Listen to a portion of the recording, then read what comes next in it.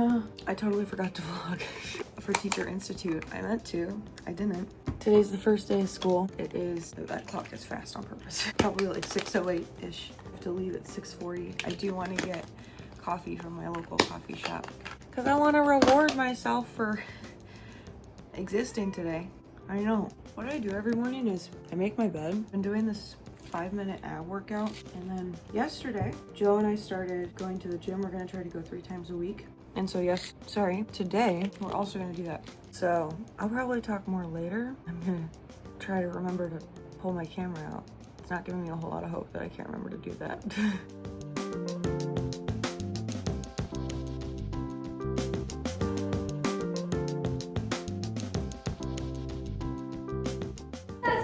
It was disgusting. Hello, my man. Oh, is that your water bottle already on the floor, friend?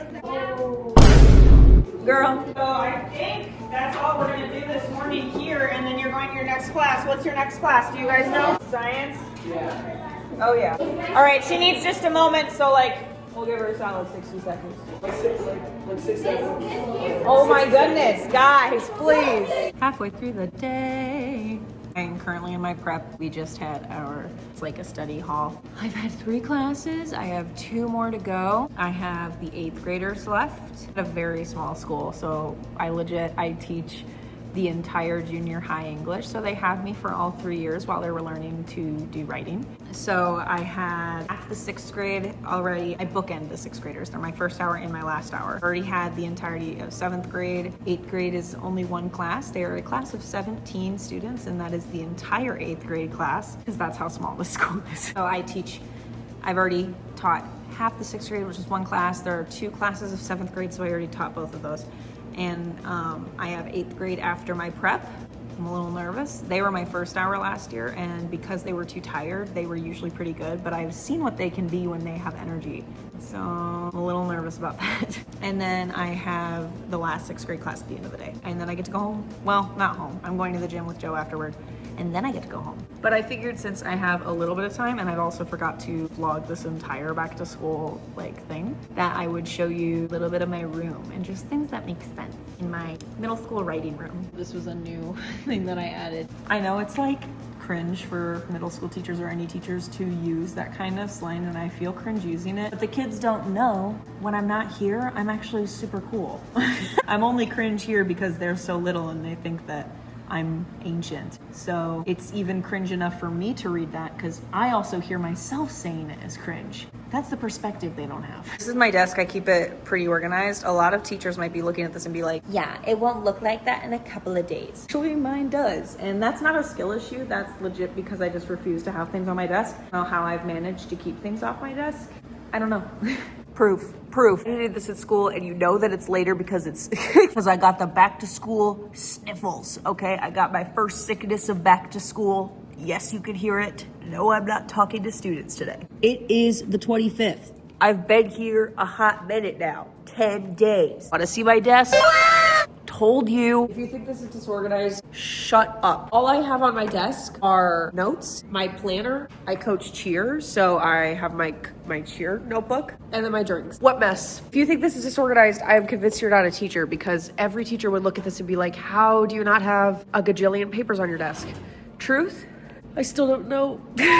This is where they usually get their work at the beginning of the day, so we have the syllabus there. And then this is where they turn them in. I color code my classes, so I let them know what their class color is at the beginning, and then that's what their turn-in slot is. I'm gonna cover this with my hand because I don't want you to see the names of the teachers on there. Last year, all the kids write advice for the incoming 6th graders for what to know for each class for the incoming 6th graders and about that teacher. So above it, these are new posters I'm excited about. I'm teaching writing, but it's still good to know reading skills while you're writing about them. So those are all different figures of speech that I have up there, and I'm excited about those new posters. This is a new thing that I'm starting, is a weekly movie and book recommendation where I'm going to have the plot identified, the theme, and a question for them to consider. And I also do have it open that the kids can also offer up their weekly movie or book recommendations, so long as they also provide me the plot, the theme, and the question to consider. So that's a Google form that they could fill out at any point throughout the year.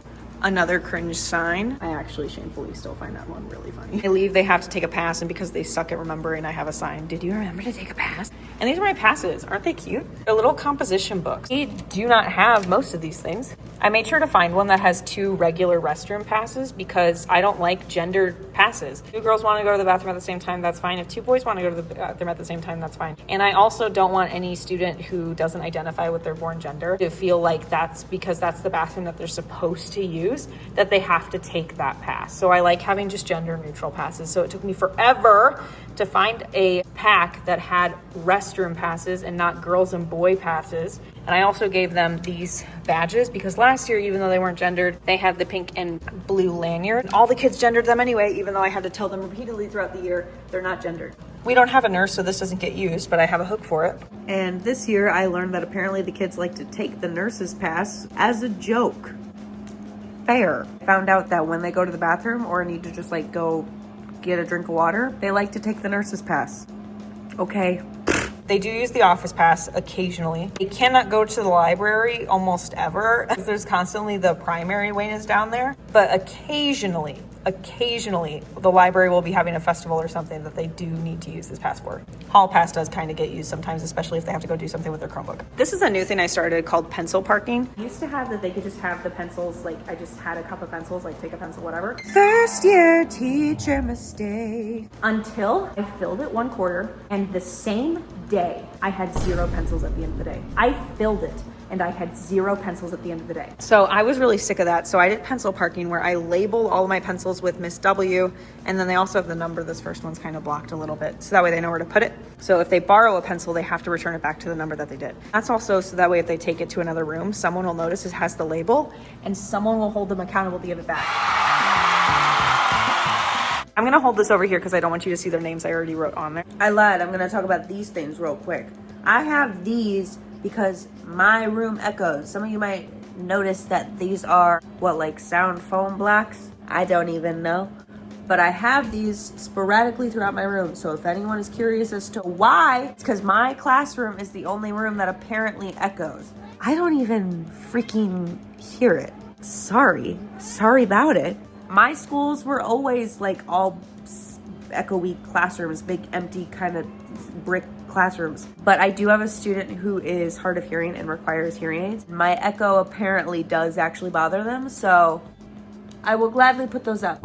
But what this is they get the opportunity to get a Boost My Grade pass. What that means is that is a sticker chart where they are given an assignment weekly. I either use No Red Ink or we use IXL. If they complete it on time, they get a sticker, which doesn't sound like a lot to ask if you're older, but believe me, with this generation, it's a lot to ask. I decided at the very end of the year that I was going to give out a prize to students who got every single sticker, and I only had to give out 4. I had 65 students. I only had to give out 4. That's how many students turned in every single one of that weekly assignment, which is a completion assignment, on time. Oh, brother, this guy stinks! Over here, this is their absent folder. Whenever they are absent for a day, I'll put their physical work in here. And then this is for their journal as well. They do a weekly journal and I want them to be able to format it correctly. Every day I have objectives and homework. I used to write objectives and homework and I totally could, but I had some extra letters and I'm pretty excited. And my boyfriend's a genius. He thought I should put magnets on the back because I had cuttable magnets. And I'm like, that is so smart because I was just gonna tape them up here. But now it's cool because if I need to move them for spacing, I can. So he's so smart. And then I always have a quote of the week right here. Right now it's Welcome Back Giants because we're only back for one day. Also, you may have noticed LeBron given to me by some of my 8th graders last year. They started getting bored at the end of the year, so they would just do arts and crafts. And they made him and they asked if they could hang him up. And I said, sure, hang him over there. People are really excited that he is back. The school really likes LeBron. Here's my no name graveyard. I have RIP 1 point because if they turn something in with no name, they automatically lose a point. We also do a weekly journal, and that's another thing that we just always do. So they keep their journals over here in the classroom because they only need it for that day. I'm gonna crop this out. But this is also where I decided to keep their workbooks because it's another thing that I'm not gonna have them take home. This will only be for in-class work. My classroom is pretty much my home. I always make sure that it's a place that I really enjoy. This year I'm doing groups for seating. I hope that works out to new and improved things, I guess. Maybe, I don't know. Every class always has some sort of issues that they carry with them. You just gotta figure out which issues you're gonna deal with this time. Oh, oh my God. No paparazzi. Paparazzi, paparazzi. No paparazzi.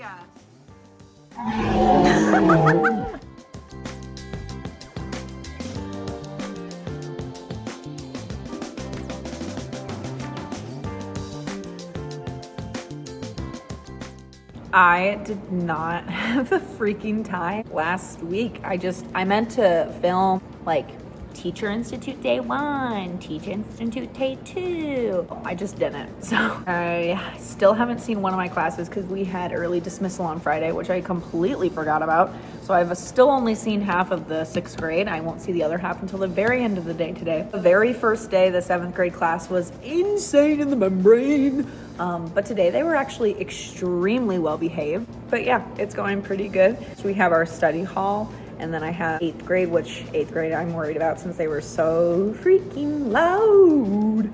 Friday. And then Joe and I are still going to the gym. We did Thursday and Friday last week. This week our plan is to kind of start our regular schedule, which is Monday, Wednesday, Friday. I'll let you know how the rest of the day goes later if I remember. Oh. Are you a good girl? Ah, good girl.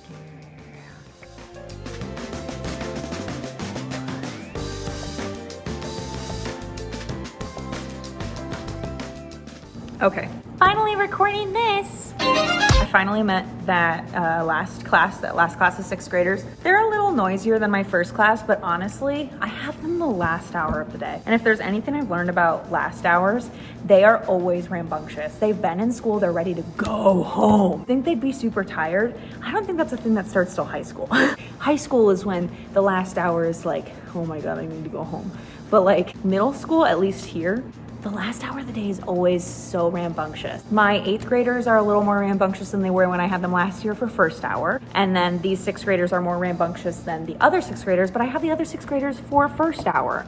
They're so tired. I've definitely had worse situations. The point is, they aren't mean to me. Last year, the 8th graders I had were literally mean to me, like bullying me to my face. You know what's interesting? Last year what happened is I had 6th and 7th at the first half of the day. And then the second half of the day, I had 8th grade. Interesting, every single day, I would have a good morning and I'd get to lunch and I'd be like, okay, I gotta get through the rest of the day now. And it is so nice to not feel that. My first half of the day was great. And now I'm like, okay, gotta get through the second half of the day.